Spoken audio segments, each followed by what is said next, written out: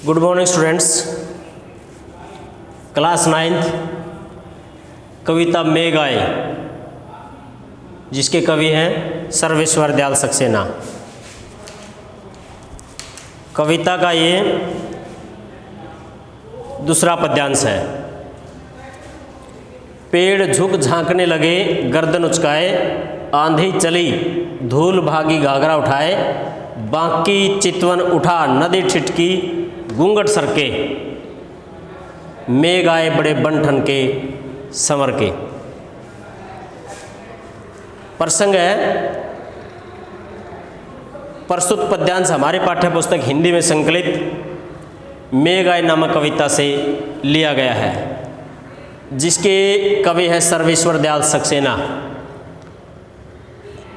कवि ने मेघों को अर्थात बादलों को एक शहर के पाहुन का मतलब क्या होता है? आगंतुक, अतिथि, मेहमान, यानी शहर के मेहमानों के रूप में प्रस्तुत किया है। और तरह तरह के प्राकृतिक उपादानों के द्वारा बहुत ही सुंदर चित्रण किया है। क्या है कि जब मेघ आते हैं, बादल आते हैं,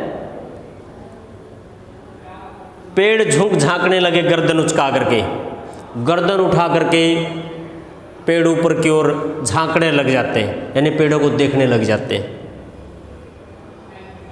पेड़ जो गर्दन उठा करके बादलों की ओर देखने लग जाते हैं। जिस प्रकार गांव में कोई मेहमान आता है तो लोग उनकी ओर गर्दन उठा करके देखने लग जाते हैं कि वह नया आदमी कौन आया, अतिथि आया।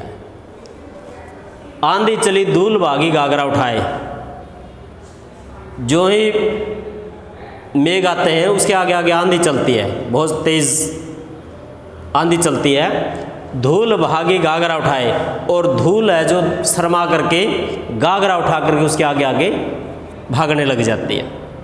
यानी जब कोई आगंतुक आता है, अतिथि आता है, शहर का कोई मेहमान आता है, तो छोटे बच्ची यहाँ जो है, एक धूल को एक छोटी सी युवती, छोटी सी लड़की के रूप में प्रस्तुत किया गया कि वो भी अपने शर्मा करके अपने मतलब वहाँ से भागने लग जाती है,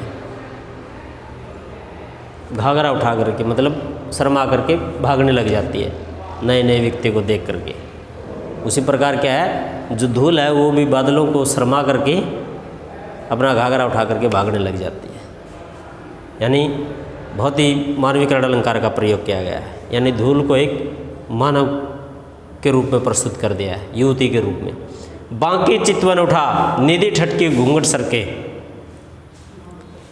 जो ही बादल छाते हैं आकाश के अंदर तो नदी भी ठिठक जाती है, मतलब अपने प्रवाह को रोक करके वहीं पर ठहर जाती है, ठिठक जाती है।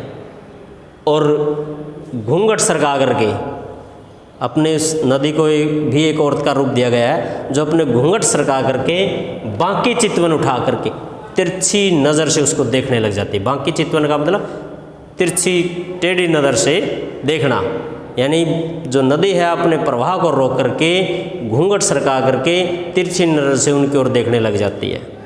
यानी आपने देखा होगा, जब भी घर की खिड़कियां खोल करके कोई भी शहर का कोई व्यक्ति आता है, कोई नए से व्यक्ति आते हैं, अतिथि आते हैं, मेहमान आते हैं, तो जो युवतियां हैं वो घूंघट को सरका करके आधे साइड से और तिरछी नज़र से उसकी ओर देखने लग जाती हैं। यानी एक युवती का रूप दिया गया है। मेघ आए बड़े बन के संवर के, इसलिए बादल जो है बड़े सज धज करके आकाश में चारों तरफ छा गए हैं, कि जो बादल है अर्थात अतिथि है जो सज धज करके वो गांव में पहुंच गए हैं। यानी मेघ को आगंतुक का रूप दिया गया है। पूरे पद्यांश के अंदर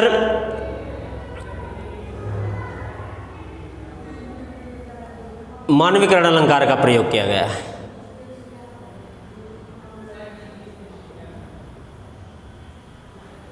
झुक झांकने लगे, यहाँ से यहाँ तक अनुप्रास अलंकार, यानी अनुप्रास अलंकार और मानवीकरण अलंकार इस पद्यांश में प्रयोग किया गया है। और कवि ने बहुत ही सुंदर एक प्रकृति का जो सौंदर्य है वो बहुत सुंदर ढंग से इसका वर्णन किया गया है। बादलों का जो प्राकृतिक वर्णन है, जो नदी का वर्णन है, या धूल का वर्णन है, या आंधी का वर्णन है, पेड़ों का वर्णन है, ये तरह तरह के उपादानों के प्राकृतिक उपादानों के द्वारा इस पद्यांश के अंदर एक प्राकृतिक सौंदर्य का वर्णन किया गया है। एक जो है मेघों को एक मेहमान के रूप में दर्शाया गया है, और तरह तरह की जब उसकी स्थिति होती है, गांव में पहुंचता है, और जिस तरह से बादल जो आकाश में छा जाती हैं और जो भी उसका स्वागत करता है, पेड़ ऊपर गर्दन उठा करके देखते हैं, नदी अपना प्रवाह करके उसके ओर तिरछी नज़र से देखती है, आगे आके से धूल भागने लग जाती है, उसी प्रकार जो है आगंतुक होता है, अतिथि होता है, ये सारे जो है उस गाँव में उसके साथ के द्वारा प्रयोग किए जाते हैं। आशा है आपको ये पद्यांश समझ में आया होगा।